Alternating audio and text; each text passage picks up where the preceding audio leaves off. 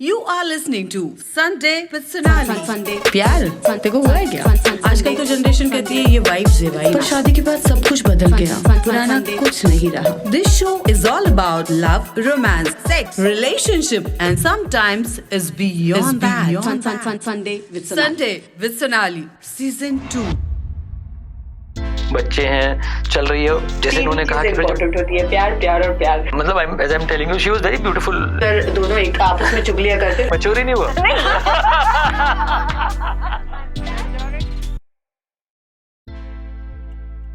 You are listening to my podcast series Sunday with Sonali. This is the second season. Thank you very much for giving the overwhelming response from all across the, different countries. I'm getting the response from.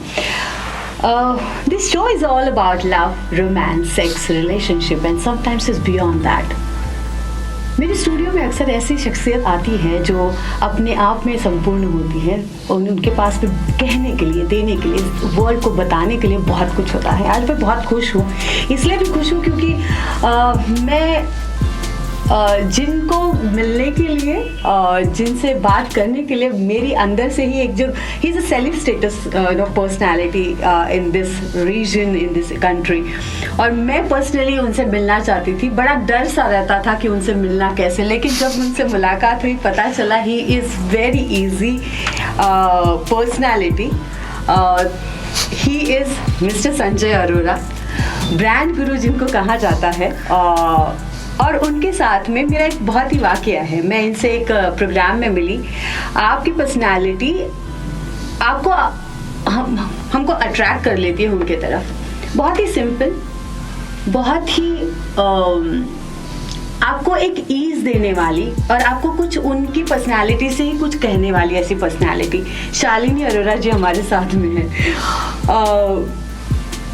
Amazing personalities. मेरे पास में generally शब्दों की थोड़ी कमी नहीं होती है, लेकिन आज जब ये लोग आए हैं तो मेरे पास में बहुत किल्लत मुझे महसूस हो रही है शब्दों की. बट स्टिल जितने भी शब्द मेरे पास में, भावनाओं के साथ में मैं आपका बहुत बहुत शुक्रिया अदा करती हूँ और आपको वेलकम करना चाहती हूँ. Thank you so much. It's are we are grateful to you for calling us here. Thank you so much. Sanjay ji, this show is about the relationship. Right. Your relationship with the brands, like you're popular for. Okay. लेकिन आपकी, because ये show intimate relationship का है, तो ये जो कहानी है शालिनी और आपकी, मैं आपको मेरा ऑब्जर्वेशन बता चुकी हूँ. फिर से एक बार बताती हूँ कि मुझे ऐसा लगा कि यू आर द बॉस और आपकी ब्रांड्स, जो बड़े बड़े ब्रांड्स है, वो आपकी बातों पे, इशारों पर चलते हैं, अपनी ब्रांड स्ट्रैटेजीज बनाते हैं. लेकिन मुझे पहले ही दिन यकीन हो गया था कि एक ऐसी ड्राइविंग फोर्स है जहां पर आप एडवाइजर्स के लिए जाते हैं, ब्रांड्स आपके पास एडवाइजर्स के लिए आते हैं. लेकिन और मुझे ऐसे पर्सनली लगा था, क्या ये बात सही है? 101% सही है. वैसे ये भी ऐसा है कि क्लाइंट भी बहुत ज़्यादा किसी की सुनते नहीं है. हाँ. तो वहाँ भी ये मिथ्या बनी रहनी चाहिए कि हम ब्रांड को एडवाइस कर रहे हैं. वो मिथ्या है और ये हकीकत है कि yes, the foundation has to be strong. If a man has to do anything good out in the outside world, the inside has to be very stable, strong, etcetera. और वो एंकर अगर सही रहा तो फिर बिल्कुल सब कुछ सही होते रहता है. I am very fortunate in that कि वो एंकर मेरा बहुत ज़्यादा टचवुड स्ट्रांग है. या और ये जो स्पिरिचुअल, एक्चुअली जो आपका चेहरा ही ना इतना स्पिरिचुअल फील देता है कि कामनेस, और दोनों के चेहरे पर ये कैसे पॉसिबल हो पाता है ना? मुझे ऐसा लगता है डेस्टिनी बहुत सारी चीज़ें करती हैं जिनको हम हाइंडसाइट में समझ पाते हैं. जब हम शुरू करते हैं ज़िंदगी तो कभी भी ऐसा ख्याल नहीं होता. But you are so fortunate when you get to marry someone. Over a period of time जो इवॉल्व होते हैं, हम मैच्योर होते हैं, तो सेम चीज़ों में इंटरेस्ट बना रहना और सेम चीज़ों को करते जाना. और उसके कारण जैसे हम लोगों को साथ में पढ़ने का शौक है, कुछ और पढ़ती थी, मैं कुछ और पढ़ता था. फिर योग हमने साथ में शुरू किया तो योग में बहुत इंटरेस्ट आया. फिर ह्यूमन रिलेशनशिप्स, उसके बारे में ये ज़्यादा डेप्थ में पढ़ती हैं, मैं दूसरी चीज़ों तरीके का पढ़ता हूँ. बट द होल आइडिया, अभी मैंने आज ही एक मेरी अमेज़ॉन से बुक आई है, फॉरगेटिंग द नेम, बट उसका बेसिक शीर्षक ही यही है कि spiritualism without religion. Okay, so we always mistake spiritualism with religion. Religion is something very different. It is more about rituals and all that. And spiritually एक आदमी evolve हो सकता है without any rituals also. तो उस दिशा में मैं ये कहूँगा कि हम दोनों के इंटरेस्ट भले ही मतलब बेसिक इंटरेस्ट वही है, योग भी करते हैं, ये कुछ रास्ता थोड़ा अलग लेती है, मैं थोड़ा अलग लेता हूँ, but that helps us to you know synthesize in even better solution to whatever life throws at us. मैं जरूर पूछूंगी कितने साल हुए आपकी शादी को? शादी को 34 years now. और एसोसिएट 33 और 10 जोड़ लीजिए. मतलब ये लव मैरिज है? हाँ, वेरी मच सो.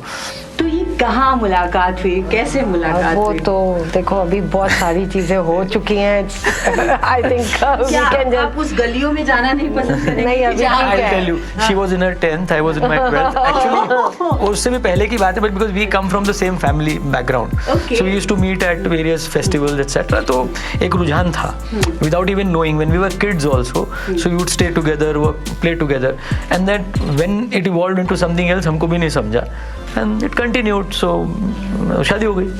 बाप रे, ये बचपन का प्यार हाँ, बस भूल नहीं ऐसे जा रहे। ऐसे ही कोई कहानी है. वाह। Without knowing it. पर ये अक्सर कहा जाता है कि क्रिएटिव इंसान को संभालना मुश्किल ही नहीं, बड़ा नामुमकिन हो जाता है। नहीं, ऐसा हुआ नहीं. I think it is perfectly okay, क्योंकि देखो ultimately we are all humans, है ना, और हमारी सबकी गलतियां होती हैं, हम सभी करते हैं, बट ठीक है, इट्स ओके. तो गलतियां होती है तो आप कैसे समझाती है, या क्या आपका पहले झगड़े होते थे, अब नहीं होते. कम होते कम होते. तो ऐसे देखो, no relationship I think is without any kind of disagreement या over a period of time कभी थोड़ा ऊंचा नीचा, वो एक पार्ट ही है रिलेशनशिप का, और वो होता है और वो होना भी चाहिए. तो उससे समझ में भी आती है कई चीज़ें, और साथ ही अपनी गलतियां भी समझ में आती है कि अभी हमारे कितने एजेस और स्मूथ होने बाकी हैं लाइफ में, और कितने जन्म लेने पड़ेंगे हमको, है ना, इवॉल्व होने के लिए. तो ये सब चीज़ें और अच्छे से पता चलती, तो होते रहना चाहिए. अभी परसों ही हुआ हमारा एक घमासान, तो पार्ट ऑफ लाइफ है वो. ये बहुत ही कॉमन सा सवाल है, पर फिर भी मुझे पूछना चाहिए, सॉरी कौन कहता है? जनरली ये कह देते हैं शी इज द वन. मतलब आई एग्री कि मतलब सही नहीं है कि मैंने बोलना चाहिए कि, पर वो कम होता है, तो सो इट्स नाइस. या तो आप योगा से भी जुड़ी हुई हैं. Yes. और आप स्पिरिचुअलिज्म और हाँ, मैं अभी एक सब्जेक्ट है जिसको जीवन विद्या कहते हैं, उसका बेस है मध्यस्थ दर्शन, उससे जुड़ी हूँ, जो रिलेशनशिप्स और इन सब चीज़ों पे बात करता है. क्या इनके बारे में बताना चाहेंगे, क्योंकि मैं पहली बार सुन रही हूँ. हाँ, मध्यस्थ दर्शन एक ऐसा दर्शन है जो अभी एकदम रीसेंट है, 20 साल कम से कम हुए उसको, 90s में, है ना. और ए नागराज जी उसके प्रोफाउंडर हैं. अमरकंटक से ये हुआ. He is from south, he was from south, he is no more, he passed away before he completed his 100 years. तो ये मेरा बाई चांस हुआ कि मैं एक निसर्ग गायन मंडल से भी जुड़ी हूँ, नागपुर के. वो मुझे योग में मिले, मंडल में, जनार्दन स्वामी योग अभ्यासी मंडल में. वहाँ से मेरी जर्नी शुरू हुई, और फिर मैंने इनका सुना एक दिन का. It is basically a 7-day शिविर, बट मैंने एक दिन सुना, and which really I mean jolted me कि ये हम क्या कर रहे हैं, हम कौन सी ज़िंदगी जी रहे हैं, there something not right what we are doing. So that got me thinking. Then I waited for my kids to grow up. फिर मैं शिविर के लिए गई, and since then my journey is on this, and I'm very happy learning मैं every कहती day. हूँ कि जब रिलेशनशिप हो तो जनरली रिलेशनशिप में डिसएग्रीमेंट या फिर कॉन्फ्लिक्ट या फिर कभी कभी ब्रेकअप्स और डिवोर्सेस हाँ, तक बिल्कुल यहाँ तक पहुँच इसलिए जाते हैं क्योंकि हम अनरियलिस्टिक एक्सपेक्टेशंस भी करते हैं. बराबर है. और एक्सपेक्टेशन पता नहीं रिलेशनशिप के साथ में सौगात की तरह आ जाती है अपने आप. ये बहुत ही नेचुरल प्रोसेस होने लगता है. लेकिन उस एक्सपेक्टेशंस को हमें किस तरह से अपने आप को मैनेज करके रखना है, रियलिस्टिक एक्सपेक्टेशन कैसे रखना है, और दूसरी चीज बाइफरकेट ही आपको कैसे करना है कि वो रियलिस्टिक है या अनरियलिस्टिक है. उसके लिए पहले क्या हो गया कि हमारी नीड्स, वांट्स, ये सब कितनी हैं, वो हमें खुद ही नहीं पता चल रहा. हम ही इनकम्प्लीट हैं. तो जब तक हम इनकम्प्लीट रहेंगे तो अब आगे हम क्या सोचेंगे. तो ये जो आज अभी हमारी स्टूडियो में बैठने से पहले जो डिस्कशन हुई, वो इसी चीज़ पे है. We are all looking for some answers in what should say a blind alley, है ना, and we are not able to get it. तो ये प्रॉब्लम रहेगी. तो जब तक हमारी समझ, अब आज हमें बहुत चीज़ों की समझ आ गई है, तो वो हम बराबर कर रहे हैं ना, वहाँ गड़बड़ नहीं करते. अब जिन चीज़ों की समझ नहीं आई है, अब देखो साइंस ने साइकोलॉजी निकाली, सोशियोलॉजी निकाली, ये सब सब्जेक्ट्स निकाले, they are also trying to find something, but they are also again there some place where they just cannot help it, they can't go beyond that. So this subject has really helped me a lot. I think Sanjay can vouch for that, क्योंकि हमारे घर में और peace आ गई उससे. That was a wonderful thing, because ultimately what you want in a home, शांति. आप अगर ये फेजेस, क्योंकि आपने बहुत ही लॉन्ग एसोसिएशन आपका रहा है, before marriage relationship, after marriage relationship, now your kids like they grow just about getting married now yes, वो उन लोगों की भी शादी होगी. ये रिलेशनशिप में मतलब 3 फेजेस आपने देखी है, ये और अलग अलग, every day there is a new day, right? तो आपको क्या लगता है क्या बदला है? बेसिकली जैसे पहले फिजिकल होता है ना, जो नॉर्मल कॉज है सब, हाँ, एक सब कुछ ही बदल जाता है. देखिए नदी गंगोत्री से स्टार्ट होती है, कितनी चंचल, कितनी एनर्जी, कितना उछल कूद, सब you know, all the time you have all that energy and आप बिल्कुल उछल रहे हो. फिर धीरे धीरे जैसे बड़ी होती है, जैसे जैसे आगे बढ़ती है, तो धीरे धीरे कम होना शुरू होता है, गहराई बढ़ते चले जाती है, तो ऊपर सतही तौर पर वो उतने वो नहीं रहती है. और जब वो एकदम समुद्र से मिलने के तरफ होती है तो बहुत गहरी, बहुत चौड़ी और बिल्कुल शांत हो जाती है. तो हमारा सबका जीवन वही रहता है, अल्टीमेटली वही जीवन रहता है हमारा, कि जब शुरू करते हैं तो बहुत एनर्जी होती है ना उस टाइम पे, तो वो रजोगुण जो होता है वो दिखाता है अपने आप का रंग. और जैसे जैसे हम आगे बढ़ते हैं सतोगुण का बढ़ना चाहिए, नहीं तो तमोगुण बढ़ेगा तो फिर और दूसरी दिशा में आदमी जाता है. तो ये जो 3 गुणों का हमारे दार्शनिकों ने कहा है, तो इनका अगर सही सामंजस्य हो तो बहुत अच्छे से काम चल सकता है. मैं बहुत ही खूबसूरती से आपने इस चीज को रखा है, कितनी खूबसूरती से बोला है आपने. आप यंगेस्ट कपल हैं मेरे शो पर आने वाले. तो मैं और इतनी मतलब जितने आयाम आपके रिलेशनशिप के होंगे वो शायद ही मेरे शो पर आए हैं जिनके इतने आयाम होंगे, और इतनी खूबसूरती से आपने ये बात रखी है. जब रिलेशनशिप ऐसे मैंने देखे कि इस एज में आने के बाद में भी कभी भी बहुत रिलेशनशिप ब्रेक हो जाते हैं, नहीं रहना पसंद करते. बहुत सारे आई केम अक्रॉस कि वो 40 साल की शादी है, लेकिन वो शादी उस 40 साल की शादी के बाद में वो अलग होना पसंद करे. क्या लगता है आपको? हम अभी ऑफ द माइक हम लोग बात कर रहे थे कि रिलेशनशिप के मतलब कल्चर, इंडियन कल्चर के बारे में, सोसाइटी के बारे में, सोसाइटी के सिस्टम के बारे में, और इस तरह से ब्रेक होने वाली शादियों के बारे में या एसोसिएशन के बारे में, क्योंकि अभी डिफरेंट एस्पेक्ट्स हैं.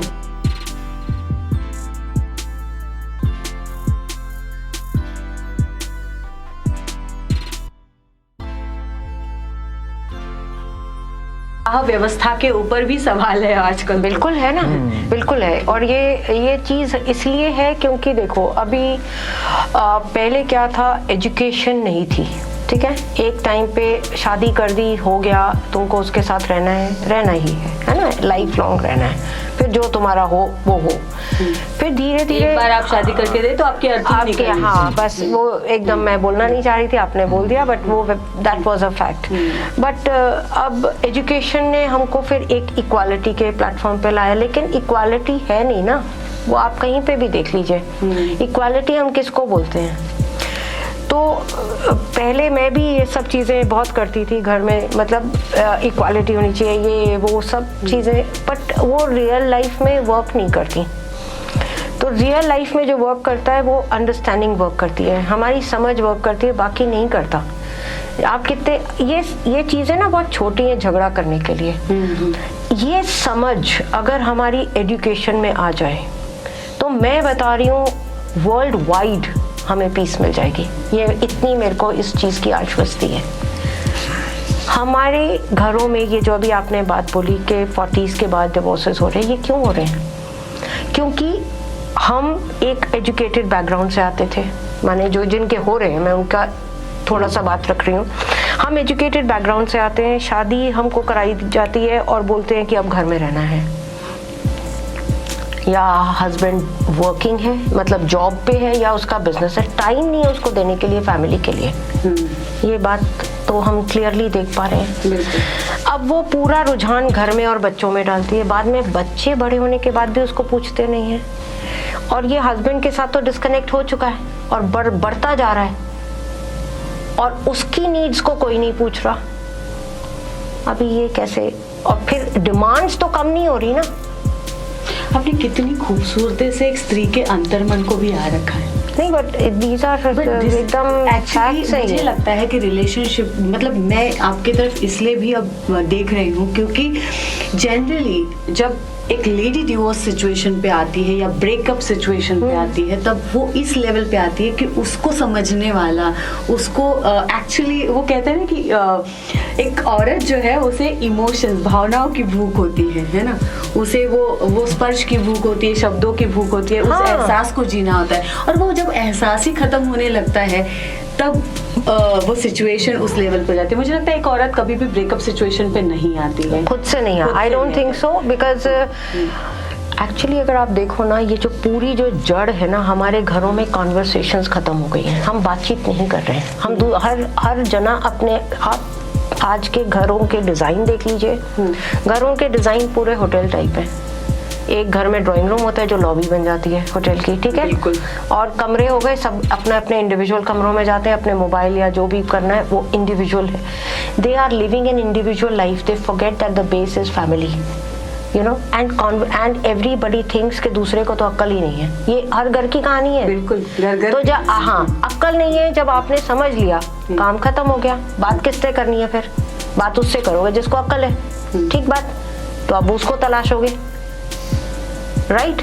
घर में अक्ल मौजूद है, ये कोई नहीं देख रहा, ये एक बिल्कुल रियलिटी है, चाहे वो आपके बच्चे हों, चाहे आपकी वाइफ हो। ये डिवोर्सेस वहीं तक इसीलिए लीड कर रहे हैं। मैं लेकिन ऐसे भी कुछ सिचुएशन और एग्जाम्पल्स मेरे सामने हैं, और मैं एक स्त्री होने के कारण या फिर as a women I can understand the women heart, you know, and connect with them.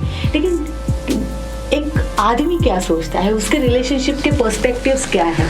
क्योंकि आमतौर पर ये बोला जाता है कि male are inclined towards the physical relationship, but I don't feel so. नहीं है, देखिए, this is, you can not deny some evolutionary truths which are a male is more inclined towards physical relationships less than a female. Now female का जो अब हो रहा है, because समाज खुला, तो एक revenge mechanism में हो रहा है जो भी हुआ, ठीक है, but जो evolutionary process है, this is researched and there is enough data for that, but then ऐसे तो कई सारी चीज़ें हैं, हमारे वाइल्ड बिहेवियर्स हैं, तो अब क्योंकि हम सामाजिक हुए, सिविलाइज हुए, तो हमको अपने आप पे कुछ अंकुश लगाना भी आया, तो वो अगर आप नहीं लगा पाते हैं तो you are headed for trouble, because nature आपके थ्रू जो काम कर रहा है आपके थ्रू, तो basically a male was supposed to cast as wide the seeds as possible so that the race could survive. That was the whole, and every species it is so, right? Yes. Every species. So the wider it is, the more wilder it is, the more rugged it is, the more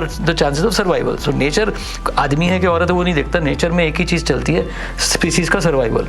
Absolutely. तो वहाँ से ये चीज़ है, लेकिन फिर हम civilised हुए, तो सिविलाइज होने का मतलब ही क्या हुआ कि हम कई सारी अपनी टेम्पटेशंस को, इनको बांध के रखना सीखे, और जब वो नहीं होता है तब we are headed to a problem, और वो जिस दिन होता है उस दिन बम फूटता है। तो नहीं, पर इसके अलावा भी उसके स्पीयर हाँ, है ना, देखिए, बहुत बार मैंने बहुत सारे लोगों से बात की जो they are male and they are not happy with their female partners, reason they feel that वो उनको समझती नहीं है, Yes. समझ नहीं पाती, वो उस वेवलेंथ को मैच नहीं कर पाती, मैं बात नहीं कर पाता, मैं बात कर नहीं सकता। ये सारी सिचुएशंस और ये बातें मैंने सुनी है। हाँ, सच है है, ना, हकीकत ये fact है, है। ये बातें सुनी नहीं, सिर्फ सच है ये, बिकॉज क्या होता है कि हम लोगों को डे वन से जो एक दूसरे को समझने के लिए प्रयास करना है वो भी हम नहीं करते ना।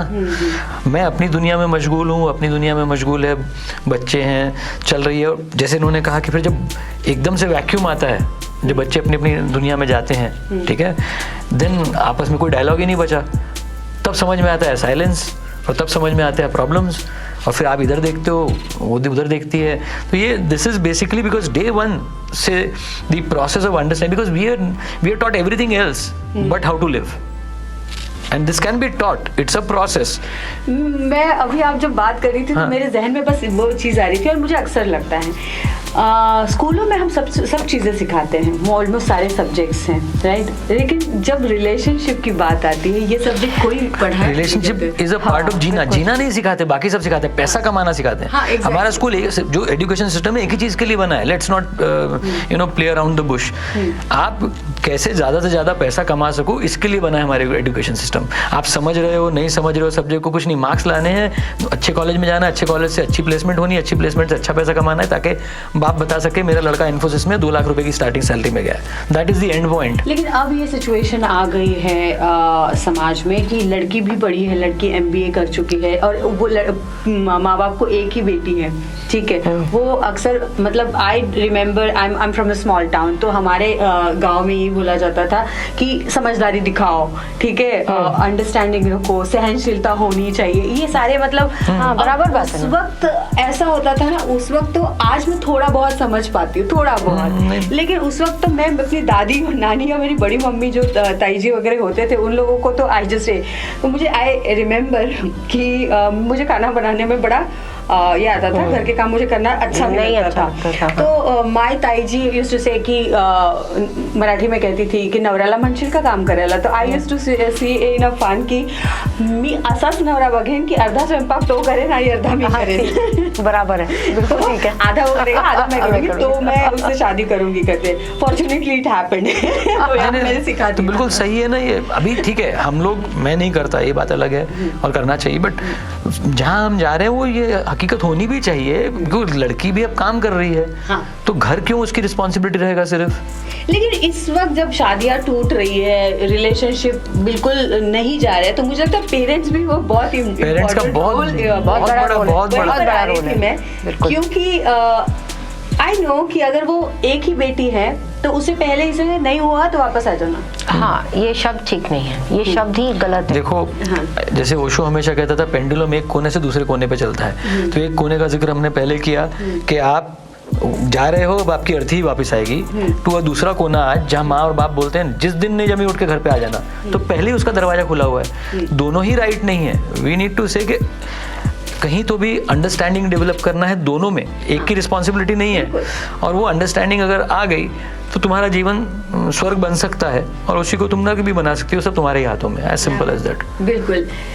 आपके इसमें की पॉइंट्स क्या रहे हैं कि मतलब इतना खूबसूरत रिश्ता रखने के लिए आपको क्या लगता है, कभी अगर आप सोचे और अपनी डायरी कलम निकालें? नहीं, मैं सीधी बात बताता हूँ, भले हम कैसे बात करते हैं, but back of the mind अगर आप वैल्यू करते हो अपने पार्टनर को, आप जानते हो कि वो फाउंडेशन है, वो सब है, और इतना कुछ वहाँ से मिल रहा है, चेहरे पे हम बात मस्ती में कुछ भी करते हैं वगैरह, तो आप deep inside you know how indebted you are, gratitude है, तो फिर कोई प्रॉब्लम ही नहीं है। you know that you draw a lot, unequal है, mutual है। आपको देखते भी हो तो मुझे ये लगता है कि जो अमूमन रिलेशनशिप में मिसिंग होता है कि प्यार होता है, रोमांस होता है, पर रिस्पेक्ट नहीं होता। रिस्पेक्ट सबसे पहले, प्यार नहीं हुआ चलेगा।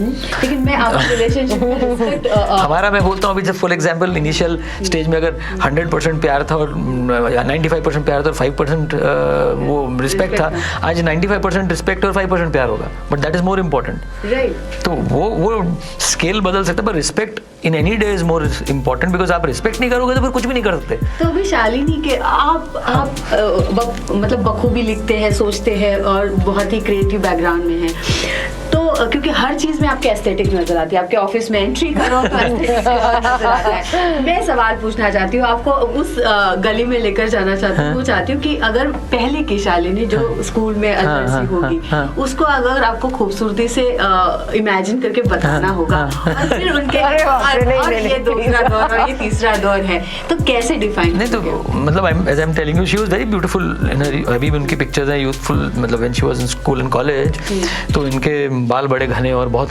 डिम्पल कपाड़िया जैसे बाल थे। स्टाइल भी वही था, ठीक है ना, लेकिन वो बाल सफेद हुए तो चेहरे पे ग्लो बढ़ गई।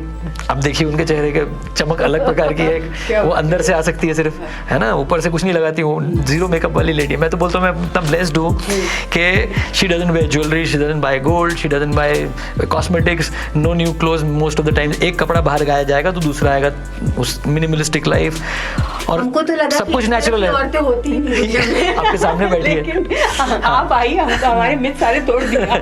She doesn't use cosmetics at all for many years now. Many years, ऐसा नहीं है। आप देख लो, एक बैंगल नहीं है, गले में कुछ नहीं है, तो कोई मतलब परफेक्टली ऑलराइट ना। तो जब समझ में आया था कि सुपरफिशियल चीजों से कोई सो ब्यूटीफुल अंदर से आ जाए तो बात खत्म हो जाती फिर। और जो ग्लो है, वो जो लालिमा है तो आप बोला मैंने उस समय वो था, अब ये है तो ज्यादा अच्छा है ना। लेकिन उस समय आपको जो प्यार हुआ था वो कौन से और कैसे संजय से हुआ था? कैसे संजय से हुआ? जैसे हर एक को होता है एग्जैक्टली सेम। लेकिन कैसे थे? जैसे अभी हैं, आई डोंट थिंक सो।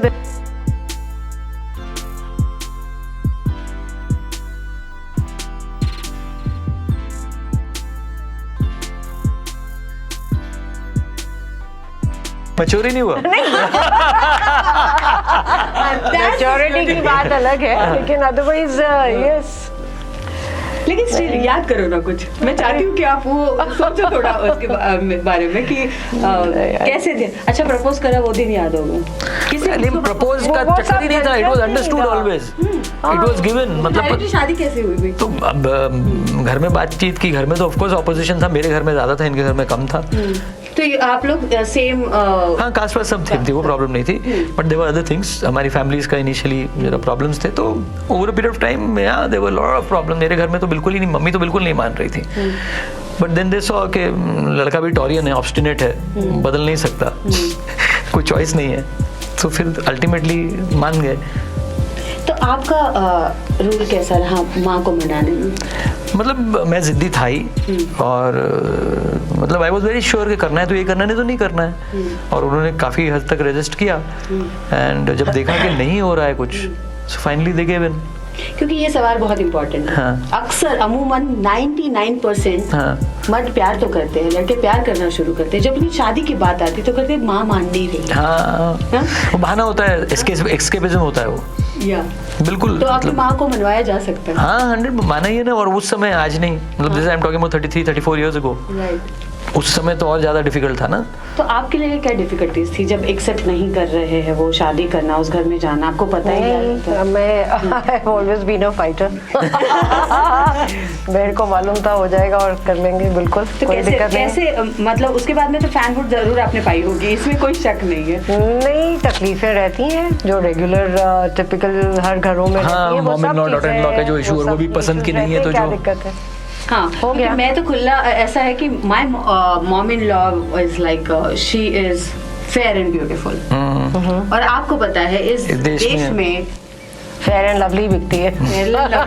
तो आपको डस्की स्किन में इतनी उलझन है, इतनी टेंशन, तो I really faced a lot of issues. नहीं, ये है ना, और ये रॉन्ग इश्यूज हैं, बिल्कुल ये इश्यूज होने ही नहीं चाहिए। हाँ, बट इसके लिए एजुकेशन, इसी के लिए एजुकेशन चाहिए। अनफॉर्चुनेट ट्रुथ ये है मेरी लाइफ का कि बहुत सारा समय, मतलब जिस प्लेटफॉर्म पर आपको नाम, आपका सम्मान होता था, उसी घर में आपको सिर्फ आपके डस्की कलर से अगर आपको आपका कॉन्फिडेंस कम किया जा रहा था, तो आप एक अलग लेवल के कॉन्फिडेंस कम होना, और आप इन्फीरियरिटी कॉम्प्लेक्सेस, बहुत सारी प्रॉब्लम्स आती हैं। हाँ, कॉम्प्लेक्सेस बहुत सारा आता है। मैं खुलकर इसके लिए भी बात करती हूँ। हाँ, लेकिन मैंने शायद इसे बहुत पॉजिटिवली लिया। हाँ। और पॉजिटिवली लेकर the day came that she started accepting me. पर वो मुझे इस बात का बड़ा दुख होता है, पोस्ट मैरिज क्यों हर बार प्रूव करना है ना? नहीं करना चाहिए। आप थक जाते हैं एक सर्टेन पॉइंट में, आपको थक जाते हैं। नहीं, अब बिल्कुल प्रूव नहीं करना, बहुत टाइम हो गया, अब प्रूव नहीं करना, करना ही नहीं है। जैसे है, देखो, जो एक्चुअल चीज है ना, है is a very important thing, that is a present tense. हम सबको, मतलब एक जब फैमिली आती है, देखो अभी हम जब मैरिड लाइफ में आते हैं, एक अलग बैकग्राउंड से आते हैं, एक अलग एडजस्टमेंट लगती है, और एडजस्टमेंट आसान नहीं होती। ठीक है ना, क्योंकि एक हमारी आदतें डिफरेंट होती हैं। हमने एक बचपन में एक अलग टाइप का घर देखा होता है, अब ये अलग घर में हम आते हैं, यहाँ एक्सपेक्टेशन, और प्लस मैरिज आने के साथ एक जिम्मेदारी साथ में आती है। ठीक है, माने आपको उठना ही है, सवेरे आपको सब कुछ करना है, भले ही आपसे एक्सपेक्टेड हो या ना हो, ये एक अनरिटन लॉ होता है ना। तो ये सब चीजें होती हैं उसके साथ में। तो ये जो एडजस्टमेंट है वर्ड, हाँ, जब रिलेशनशिप नहीं वर्कआउट होते हैं तो कहते हैं कि यार रिलेशनशिप है तो एडजस्टमेंट तो करना ही पड़ेगा। क्या जरूरी है एडजस्टमेंट करना? हाँ, अब एडजस्टमेंट का जो अब जो अर्थ में, अब देखो पहले हम लोग इसको एडजस्टमेंट कहते थे, अब मैं इसको एडजस्टमेंट नहीं कहती हूँ, अब ये कहती हूँ दिस इज एन अंडरस्टैंडिंग। मेरे अंदर बहुत बड़ा इसका शिफ्ट आया है, इसलिए मैं ये बात का जिक्र कर रही हूँ कि जब पहले हम एडजस्टमेंट्स बोलते थे, कॉम्प्रोज बोलते थे इसको, है ना, अभी ये कॉम्प्रो नहीं है, अभी it is an accepted fact that this is my family, he is my husband, these are my children, I have to look after them, period. So the life has become simple, no tension, बहुत simple है, मैं बता रही हूँ, this is just a little shift, that's it, and it has made tremendous change in me. मैं इसीलिए आपको invite कर रही हूँ। Thank you so very much. मेरे जो है मुझे दूसरे इसमें इनवाइट, दैट इज ब्यूटीफुल। कौन सी ऐसी चीजें हैं, आदतें हैं, मतलब इतनी प्यार मोहब्बत वाली और खुशी वाली बातें हुई है, लेकिन हाँ बहुत सारी रहेंगी। तो ऐसी कौन सी चीजें जो आपको बिल्कुल पसंद है और आपको लगता है कि संजय जी ने ये अभी तुरंत चेंज कर लेनी चाहिए? अभी जो मैंने बताया, घर इज अ होटल, सबसे पहली चीज। मैं ड्राइंग रूम में या डाइनिंग रूम पे में बैठ के अपना काम करती हूँ, क्योंकि मैं सब पूरा घर का ध्यान रखती हूँ। ये लोग, सारी जनता मेरे घर की अपने अपने कमरों में रहती है, ये मेरे लिए तकलीफ का काम है, बस। छोटी सी बात, ज्यादा बड़ी नहीं है। अब क्या है, मैं जवाब देता हूँ कि मेरे को शौक है पढ़ने का।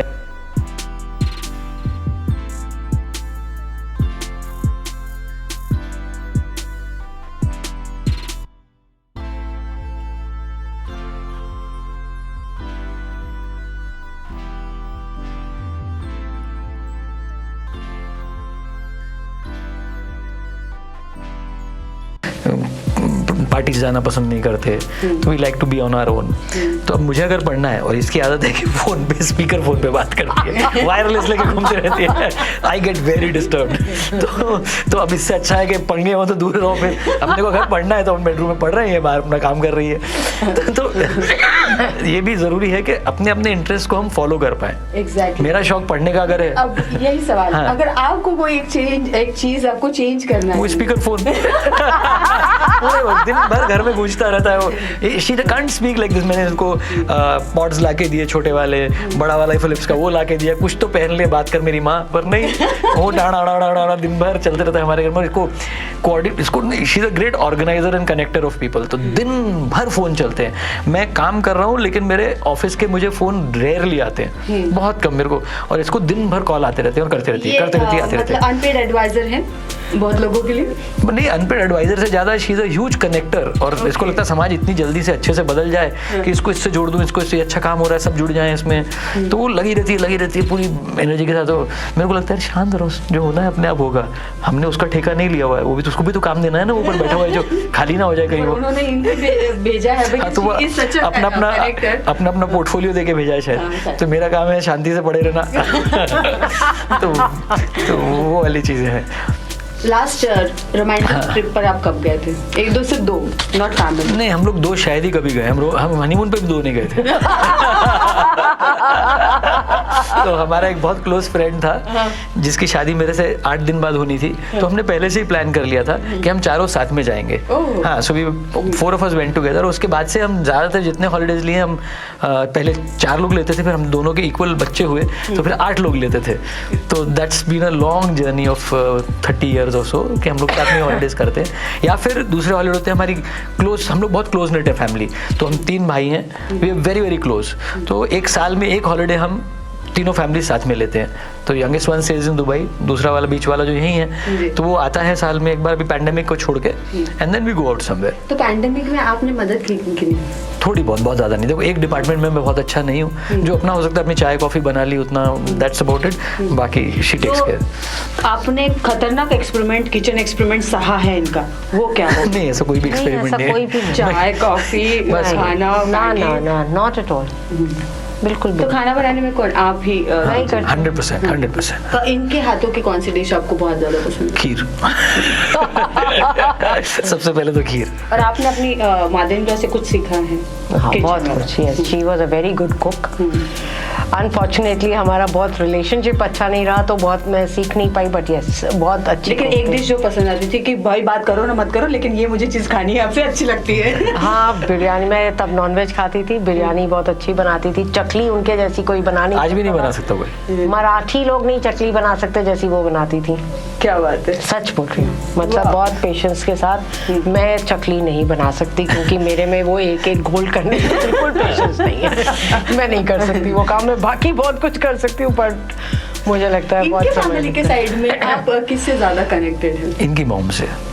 हाँ, वेरी तो क्लोज। उनको तो लगता है बेटा ही मिला। हाँ हाँ, बिल्कुल बिल्कुल, नो डाउट अबाउट और दैट। मेरे घर में आलम यह है कि मेरी माँ और प्रवीण मिलकर दोनों एक आपस में चुगलियां करते थे मेरी, तो situation बदल गई है हमारे यहाँ पर। तो क्या बातचीत आपकी और इनकी मम्मी की होती है? नहीं, जनरली कुछ इंटरेस्ट भी कॉमन थे। उनको पुराने संगीत बहुत पसंद था, ओल्ड हिंदी मूवीज, वो तो बहुत ही ओल्ड, बट वो सब चीज़ें प्लस जनरली मतलब जो पाकिस्तान से हमारी फैमिली भी आई थी, उनकी फैमिली भी आई थी, तो वो पार्टीशन के टाइम, हाँ, तो वो किस्से एंड ऑल दैट बड़ा इंटरेस्टिंग रहता था वो सब। एक आध किस्सा हमें भी सुनाइए। ऐसे ऑफ द कफ अभी याद नहीं कैसे वो लोग आए थे, तो कितनी तकलीफ थी। मतलब उनसे पहले जो एक गाड़ी निकली थी, वो पूरी गाड़ी चॉप कर दी गई थी, so they was only just finished. और इनको भी ऑफ कोर्स इतना सहमे हुए थे सबके, पता नहीं क्या होगा, वेदर विल रीच इंडिया और नॉट, बट फॉर्चुनेट थे। तो वो सब किस्से काफ़ी ग्रूसम थे, बट हाँ, क्योंकि अक्सर ये कहा जाता है कि जब आपकी शादी होती है तो सिर्फ एक दो लोगों की शादी नहीं होती, वो परिवारों के साथ में Of course, उसके बगैर नहीं हो सकता। वो बिल्कुल उसके बगैर नहीं हो सकता। तो जो लोग सोचते हैं कि यार हम दोनों ही रहेंगे साथ में, ये पॉसिबल नहीं हो पाता है आमतौर पर। होना भी नहीं चाहिए, होना भी नहीं चाहिए, क्योंकि ये कल्चर, हमारे हिंदुस्तान का कल्चर ही ये है कि आप फैमिली के साथ। इसमें मैं करेक्ट करूंगी, हिंदुस्तान नहीं, वर्ल्ड वाइड आप वर्ल्ड उठा के देख लो। हाँ। देखो, मैंने क्लासिक्स पढ़े हैं, Right. ठीक है, इंग्लिश वाले, और उसमें भी फैमिलीज का होना वो जरूरी है। जो अभी रोनाल्डो का ही मैं कुछ सुन रही थी, पूरे यूरोप में ऐसा ही है। Yeah. सिर्फ अमेरिका में अभी they'll probably come back to this। America में वो सिंगल यूनिट फैमिलीज और वहाँ से शुरू हुआ है, बट आप इटली जाओ, स्पेन जाओ, मतलब जॉइंट अमेरिका में भी पहले जॉइंट फैमिलीज, आप 70 से पुरानी पहले बुक्स पढ़िए, यू नो। अभी भी इटली का मैं देख रही थी कि जैसे कोविड के टाइम में बहुत ज्यादा कोविड वहाँ इटली में ज्यादा ये हुआ था। हाँ। इसीलिए कहते भी है कि वहाँ जॉइंट फैमिलीज ज्यादा थी, एक से एक मतलब very close family relationships. Family है करके। वो जरूरी है। हाँ। फैमिलीज का साथ में रहना। तभी पहले क्या होता था, जो हम लोग बोलते थे ना कि क्या शब्द बोलते थे, अपनी जमात में रहना, है ना, समाज में। Community। और एक शब्द है उसका, मेरे को शब्द नहीं याद आ रहा, तो उसमें रहना। तो आप देखो, उसके प्लस पॉइंट्स थे और माइनस पॉइंट्स के कारण वो टूटा, क्योंकि वहाँ dominance, too much of gossip, एक दूसरे की टांग खींचना, उसको बढ़ने नहीं देना, ये सब चीज़ें थी। इसके लिए जॉइंट फैमिलीज टूटी हैं। हमको वो भी ढूंढना पड़ेगा कारण, जॉइंट फैमिलीज टूटी क्यों, मेरा वर्चस्व चले, यही एक सबसे बड़ी प्रॉब्लम है वहाँ। बिल्कुल, रसोई में कौन नहीं। और एक दूसरा कारण ये था, दूसरा कारण ये था, इकोनॉमिक रीजंस बहुत मैटर करते हैं। पहले साथ में काम करने के सिवा कोई चारा नहीं था, मैकेनाइजेशन इतना नहीं था, जितने हैंड्स होते थे उतने खेत में आप ज़्यादा अच्छे से काम कर सकते थे। तो और खेत बटे नहीं, तो वो सब फैमिली का होता था खेत। जो व्यवसाय भी होता था, जितने लोग साथ में काम कर सके। फिर जैसे जैसे आदमी इंडिपेंडेंट होते चले गया, मैकेनाइजेशन आया, तो मैं अगर अकेले इतना प्रोडक्शन कर सकता हूँ, why do I need someone else to share my profit. तो वो मटेरियलिज्म से, वो इकोनॉमिक रीजन से शिफ्ट हुआ और फैमिली यूनिट्स टूटे। बट अभी इफ यू लुक एट के जॉइंट फैमिली के कारण डिप्रेशन, मेंटल डिजीजेस, ये सब कितने कम थे, और इंडिविजुअल फैमिलीज में लोनलीनेस ये कितनी बढ़ रही है। Absolutely, तो you will come back to that. Kids actually बहुत आसान होता है कि आप अपने सब काम आसान होता है। देखो, आप हर काम डिवाइड हो जाता है, कोई मुश्किल नहीं है। अब इसके साथ अगर आप, अब देखो, अगर आज आप बोलते हो जैसे अकेला रहना और ये सब, और बोलते हो कि हम 4 लोग एक साथ नहीं रह सकते, ऐसा नहीं है। थोड़ी सी समझ विकसित कर लो तो बिल्कुल आराम से, आज भी joint families is one of the best system in the world. या मैं तो 25 लोगों के परिवार में पली बड़ी हूँ, तो हम लोगों की जॉइंट फैमिली और 10-15 लोग तो बाहर के खाने वाले होते थे। तो जो मेरी बड़ी ताई जी होती थी और बाकी बड़ी मम्मी लोग होते थे, उनको इतना सारा खाना बनाना पड़ता था, इंक्लूडिंग माई मॉम। तो लेकिन अपना एक मजा है, चार्म है। और मैंने देखा है कि अपनी फैमिली में कभी भी I have seen the happy marriages, I never have seen the crying marriages कि इसे बहुत ज़्यादा किरकिर हो रही है या प्रॉब्लम हो रही। हाँ, कॉन्फ्लिक्ट्स हो रहते थे, तो डिसएग्रीमेंट्स रहते थे, लेकिन the senior most person was like my बड़े पिताजी, so दाजी बोला करते थे हम। तो उनकी मैरिज में भी एक नॉटीनेस था, हालांकि वो स्पिरिचुअल गुरु थे, लेकिन जब वो बड़ी मम्मी से बात भी करते थे तो वहाँ एक मस्ती भी थी उनके रिलेशनशिप में, आदर भी था, सम्मान भी था। वो इतना लोगों का करती थी, तो वो एक माँ समान भी थी सबके लिए। सो जॉइंट फैमिली में रहने के ना अपने एक बहुत पर्क्स बहुत होते हैं। मुझे लगता है कि जब हम न्यूक्लियर फैमिलीज में रहते हैं तो इन पर्क्स को हम काफी मिस करते हैं और इससे बहुत सारी इश्यूज आते हैं। मुझे लगता है हम लोगों ने काफी 360 डिग्री आयाम पर बात करी है। गाना गुनगुनाने का शौक गाना लिखना ये सब मुझे ये सब I am not a good singer, but ठीक है। इनके लिए लास्ट में या कभी भी कोई जो गाना गुनगुनाए है और या फिर गुनगुनाना नहीं, वो तो कभी हमने किया ही नहीं। का मौका मिले तो ऐसा बड़ा मुश्किल एकदम से ये तो। लेकिन फिर भी किस लिरिक्स के साथ में आप इन्हें कनेक्ट करते हैं? ऐसा तो एकदम ऑफ द कफ कुछ भी ध्यान नहीं आ रहा। मैं जाने नहीं दूंगी भाई, आप सोच सकते हैं। वेल, एक ऐसी चीज जे आपने कभी नहीं बोली और बोलना चाहती ऐसी शायद, मतलब I couldn't have found a better wife, seriously. मतलब अभी मैं तो हकीकत है, लेकिन अगर यही प्लेटफॉर्म से आप इन्हें डायरेक्टली बोलना चाहो तो वही बोल रहा हूँ ना, I couldn't have found a better wife. कोई चांस ही नहीं है, मतलब इतना मैच करना, वो ऊपर वाले का कुछ देना होता है, गिफ्ट तो देता है, नहीं तो नहीं दे सकता वो। वेरी डिफिकल्ट, कोई चांस नहीं है, अपने आप हो जा रहा है ये सब। इतनी सारी चीजें बराबर होना, देखिए 19-20 तो पार्ट ऑफ लाइफ है, बट सो मेनी कॉम्बिनैलिटीज कि जो मैं वेजिटेरियन हो गया, ये भी वेजिटेरियन हो गई, पंजाबी हम लोग 35 साल पहले अपने आप, मैंने कभी किसी को फोर्स नहीं किया, my son is still a non vegetarian. फिर जैसे बताया, योग हम दोनों सिखाते हैं साथ में, तो क्यों होना चाहिए पार्टीज नहीं करना, खेलते नहीं पत्ते कुछ नहीं, तो नहीं भी हो सकता था किटी पार्टी, नहीं पसंद है उसको, कोई बंदिश थोड़ी है ना। तो बहुत सारे एक साथ डेवलपमेंट ऐसा होना, तो this can only be destiny, nothing else. we are being pushed in a certain direction probably। आपने 16 सोमवार के व्रत तो नहीं करे थे? ट्यूसडे का व्रत करता हूँ मैं आज कम से कम 35 साल से, वो भी इसके कारण। इसने शुरू किया था, ये बंद कर चुकी है, बस चल रहा है। क्या बात है, बहुत ही ब्यूटीफुल, मुझे बहुत ही मजा आ रहा है। बस आई थिंक हमें यहाँ पर थोड़ा सा अर्धविराम लगाना पड़ेगा। विराम लगाना पड़ेगा। अर्धविराम इसलिए बोल रहे कि कभी ना कहीं हम वापस इस बारे में बात करेंगे। Thank you so very much, और इतनी खूबसूरत बातचीत की। मुझे लगता है रिलेशनशिप के सारे आयामों पर आपने जो बात की है, बहुत ही सेंसिटिव सब्जेक्ट्स पर जो बात करी है, मुझे लगता है इससे बहुत फायदा होगा लिसनर्स को। I hope so.